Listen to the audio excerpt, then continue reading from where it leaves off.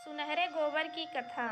एक बार की बात है, किसी शहर में एक बड़े से पेड़ पर एक पक्षी रहता था जिसका नाम था सिंधुक। सबसे चौंकाने वाली बात यह थी कि उस पक्षी का मल सोने में बदल जाता था। यह बात किसी को भी पता नहीं थी। एक बार उस पेड़ के नीचे से एक शिकारी गुजर रहा था। शिकारी उस पेड़ के नीचे आराम करने के लिए ठहरा। वो आराम कर ही रहा था कि इतने में ही सिंधुक पक्षी ने उसके सामने मल त्याग कर दिया। जैसे ही पक्षी का मल जमीन पर पड़ा, वो सोने में बदल गया। यह देखते ही शिकारी बहुत खुश हुआ और उसने उस पक्षी को पकड़ने के लिए जाल बिछाया। सिंधुक जाल में फंस गया और शिकारी उसे अपने घर ले आया।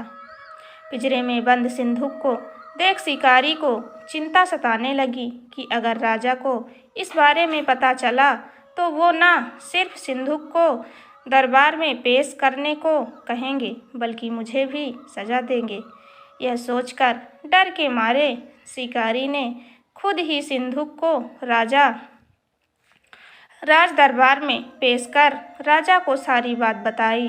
राजा ने आदेश दिया कि सिंधुक को सावधानी से रखा जाए और उसे अच्छे से खाना खिलाया जाए। ये सब सुनने के बाद मंत्री ने राजा को कहा, आप इस बेवकूफ़ शिकारी की बात पर भरोसा मत कीजिए। कभी ऐसा होता है क्या कि कोई पक्षी सोने का मल त्याग करे?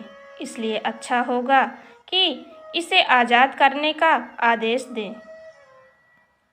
मंत्री की बात सुनकर राजा ने चिड़िया को आज़ाद करने का आदेश दिया। सिंधुक उड़ते उड़ते राजा के दरवाजे पर सोने का मल त्याग करके गया। यह देखते ही राजा ने मंत्रियों को उसे पकड़ने का आदेश दिया, लेकिन तब तक वह पक्षी उड़ चुका था। उड़ते उड़ते सिंधुक कह गया कि मैं बेवकूफ़ था जो शिकारी के सामने मल त्याग किया। शिकारी बेवकूफ़ था जो मुझे राजा के पास ले गया। राजा बेवकूफ़ था जो मंत्री की बात में आ गया। सभी बेवकूफ़ एक जगह ही हैं।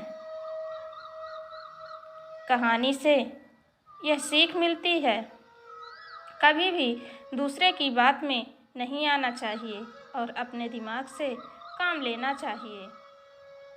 धन्यवाद।